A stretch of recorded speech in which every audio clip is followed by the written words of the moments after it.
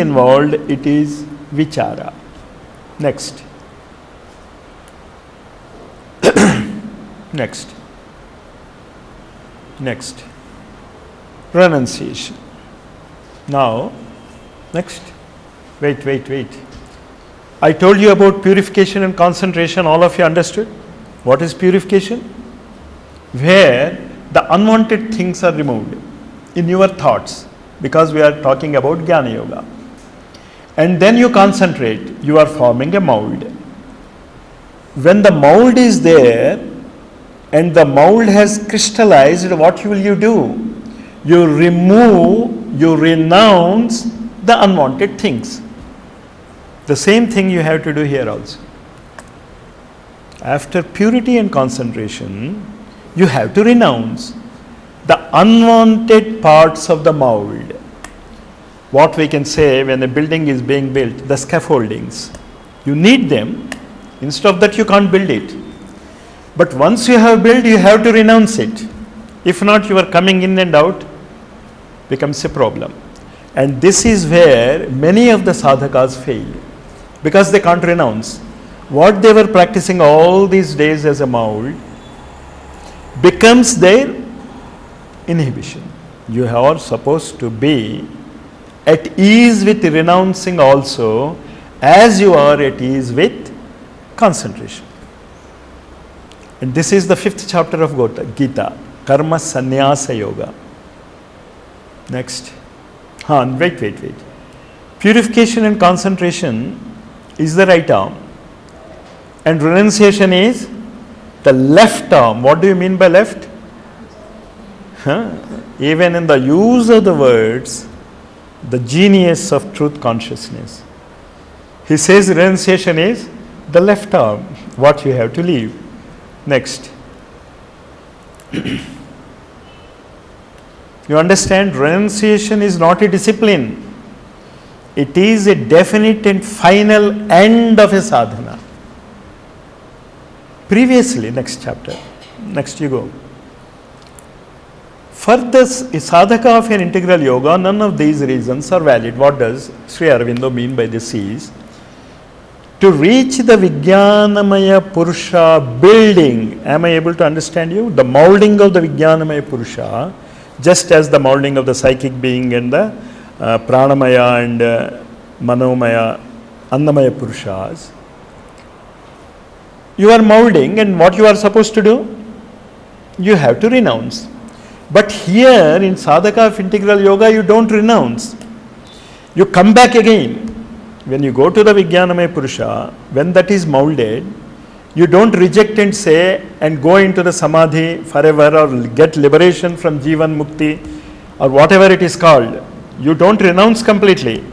You still keep your hold on the lower four, the psychic being and the 3-in-1, and they become the tools of further evolution. Next. That is why ours is an inward renunciation which cannot be seen outward. So don't judge any man by his physical actions, he has renounced or not. And the greatest sannyasi is Lord Sri Krishna, and nobody says he is a sannyasi. So that's that. Next. It will be seen that the scope we give to the idea of renunciation is different from the meaning currently attached to it. Self-evident. Next. The synthesis of the disciplines of the knowledge.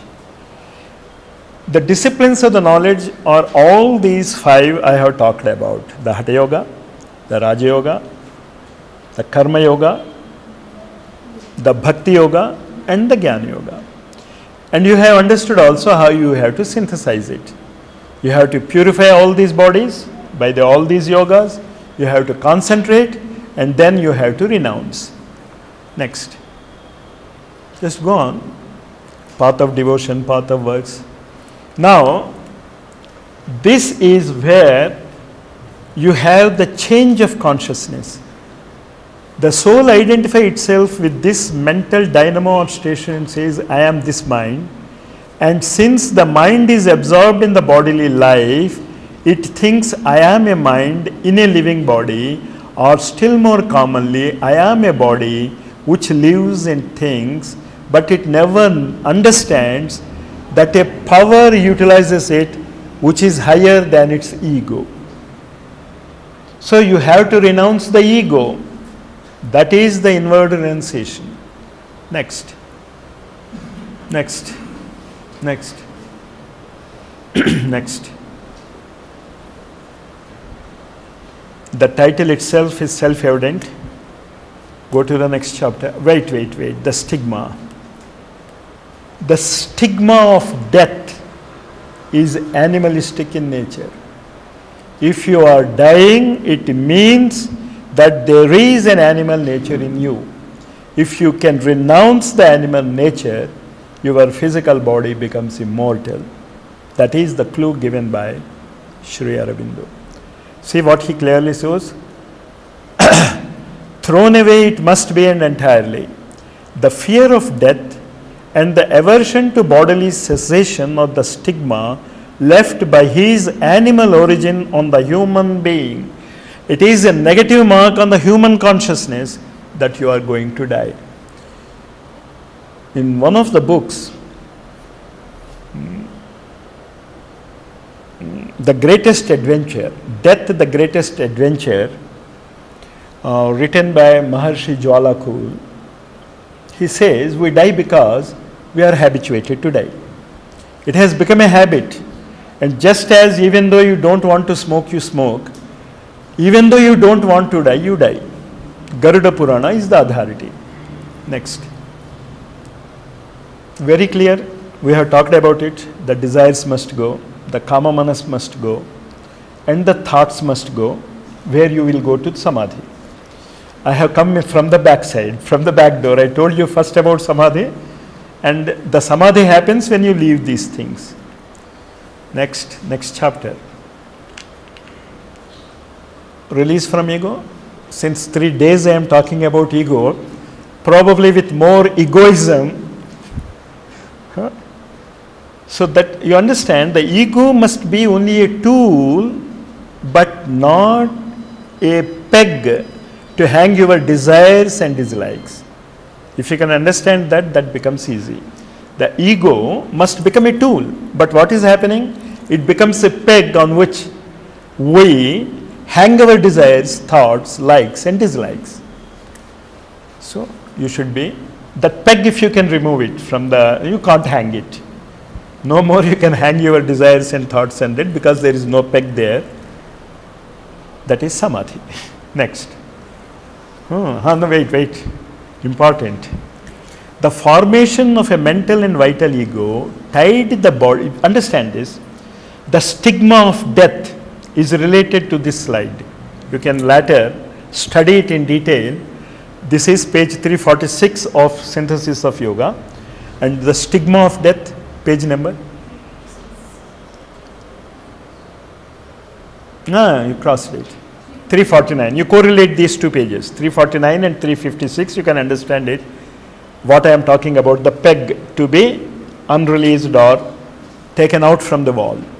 The formation of a mental and vital ego tied to the body sense was the first great labor of the cosmic life in its progressive evolution. The development of this body consciousness was a must a few millennia years ago, so the body has evolved. It is not now necessary as a peg. For this was the means it found for creating out of matter a conscious individual. The dissolution of this limiting ego is the one condition, the necessary means for this very cosmic life to arrive at its divine fruition.